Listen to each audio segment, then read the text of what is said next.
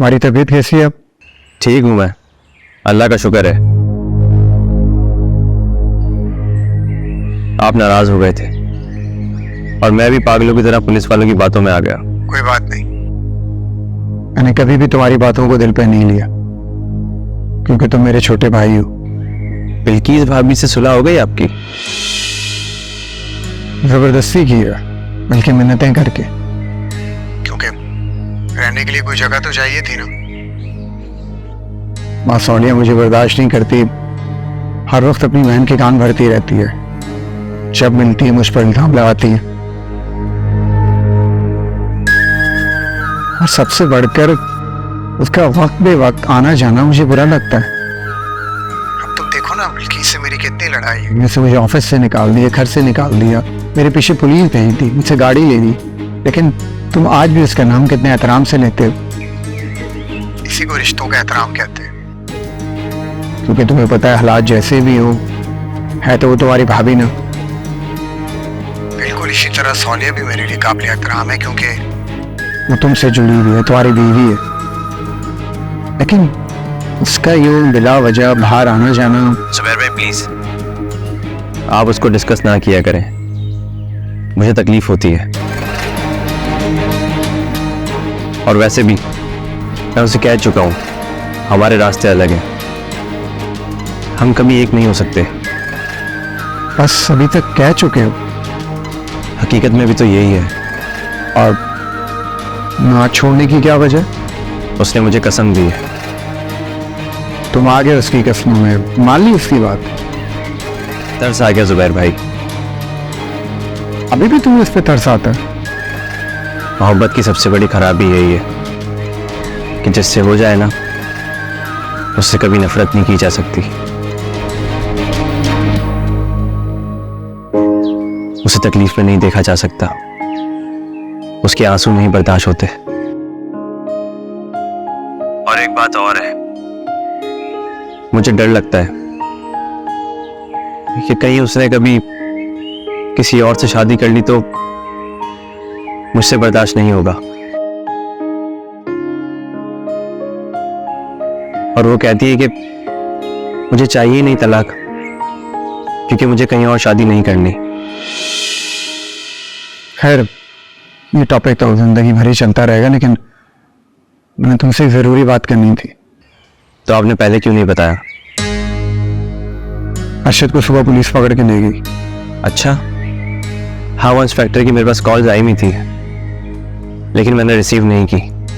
अब अगर तुम्हें यकीन आ गया हो कि मैंने कभी तुम्हारा बुरा नहीं चाहता, तो थाने फोन कर कर उसे छुड़वा दो। मैं अभी कह देता हूँ भाई, और प्लीज ये सब रिपीट कर मुझे शर्मिंदा ना करें। और अगर कभी मेरे दिल में ऐसा ख्याल आया भी था तो वो मेरी बदगुमानी थी, मैंने मान लिया कि मैं गलत था। ओके, अल्लाह हाफिज।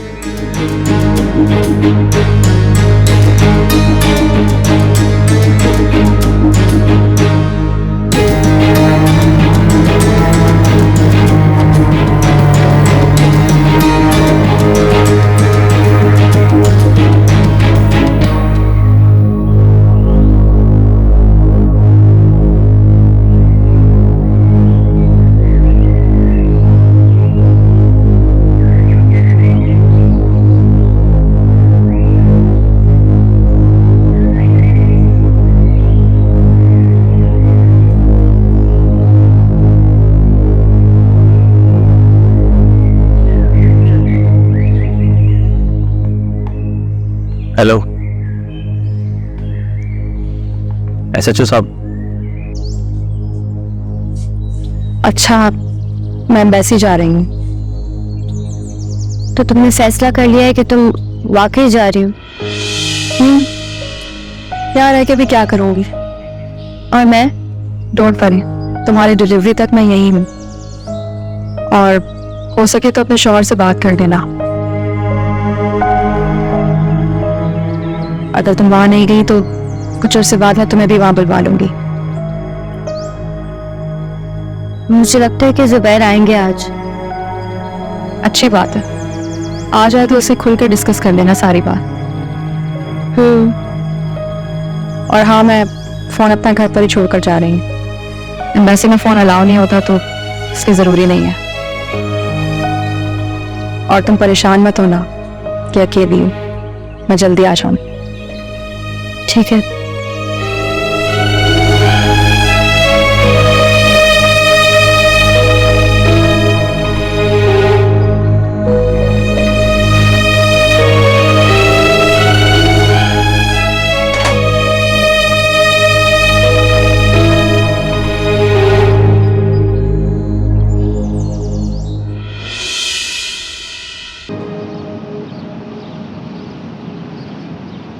अरे नबरा, मैं तुम्हें ही फोन करने वाली थी कि ड्राइवर के साथ आज तो घर पे बोर हो रही होगी। देख लो, फिर मैं आ गई। अच्छा ये बताओ, कॉफी यही पीनी है या बाहर चले? यही पी लेते। नमरा, तुम्हारे आने से मेरा मूड अच्छा हो गया, वरना मैं बहुत अपसेट थी आज। क्यों? यार मैं जुबैर की वजह से काफी अरसे से कुछ डिस्टर्ब हूँ। तो मुझे सारी कहानी पता चली गई है। हाँ, लेकिन तुमने भी बहुत ढील दी हुई है उसे। यार अब इंसान को बांधा तो नहीं जा सकता ना। और देखो, मैंने उस पर कितनी कड़ी नजर रखी थी, फिर भी उसने मेरी नाक के नीचे ऑफिस में काम करने वाली एम्प्लॉय से शादी कर ली। तो इसका मतलब है तुम्हें उस पर एतबार था? हाँ, क्योंकि वो मुझसे प्यार करता था। इनफैक्ट मुझे तो लगता है वो अभी भी मुझसे ही प्यार करता है। हाँ, मर्द की एक खूबी है कि वो एक वक्त में 100 लड़कियों से मोहब्बत कर सकता है। लेकिन नम्रा, सच बताऊं, मुझे जेलसी होती है, मुझे तकलीफ होती है। जैसे मैंने ये सुना है कि वो वहां भी जाता है। ये तो नेचुरल है, लेकिन ये तकलीफ जुबैर के वापस आने के बाद से ज्यादा बढ़ गई है। तो जब उसने कह दिया है कि वो तलाक दे देगा, तो फिर वहां जाने की तुक क्या बनती है?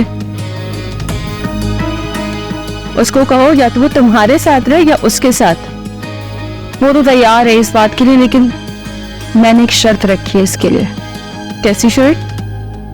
मुझे उस होने वाले बच्चे को कहीं ठिकाने लगाना है, क्योंकि मैं बर्दाश्त नहीं कर सकती कि उसकी औलाद किसी और से हो।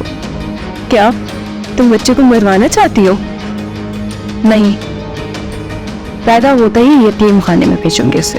लेकिन क्यों? जब तलाक हो रही है तो माँ के पास रहने दो।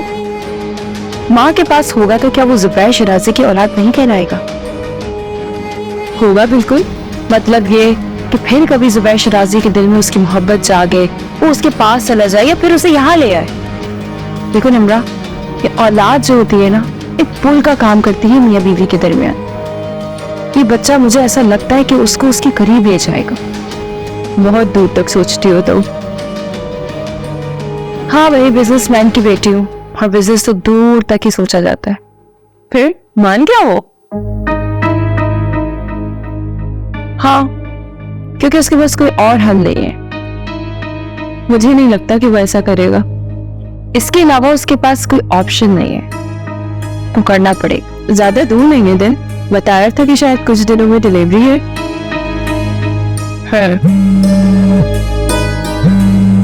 Excuse me.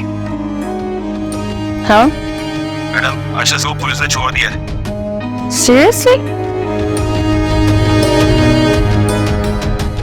अच्छा, चलो ठीक।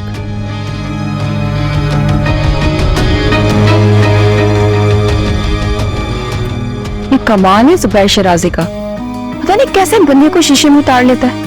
ये भी एक फन है शीशे में उतारने का। वो तो धोखा दिया है, आजमाइश तो अब होगी।